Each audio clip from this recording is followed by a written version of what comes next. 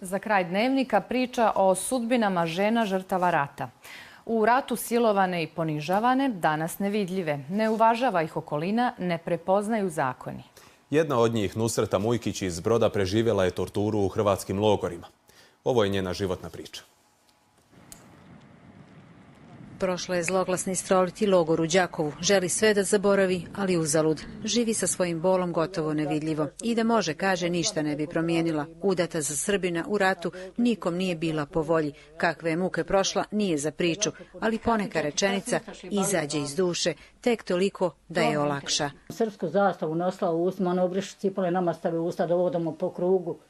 Sunce sja, ne da im vode ništa, sam te tuku kundacima, puške, šutajte. Sve je, kaže, izdržala. I silovanje, i susret sa krvnikom oči u oči na sudu. Osuđeni na 10 godina zatvora, ali za Nusretu to nije utjeha. Nema novca da ostvari odštetu i pomalo gubi snagu u borbi koja joj je oduzela mladost, život, potomke.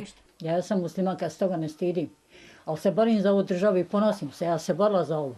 Republika Srpska je moja država. Sam da hoće da nas priznaju, da nam dadu taj zakon, da imamo čega živjeti, da se ne ide moliti nikome ni zašto. Ratne posljedice stigle su je i prije nego im se nadala. Prije 7 godina preživjela je moždani udar i za tuđu njegu i pomoć dobija 80 maraka. Nema penziju, niti invalidninu, nema je na spiskovima za isplatu, a mjesečno samo za lijekove treba 100 maraka. Znam da ima gori od mene, ali i ja sam problem među njima.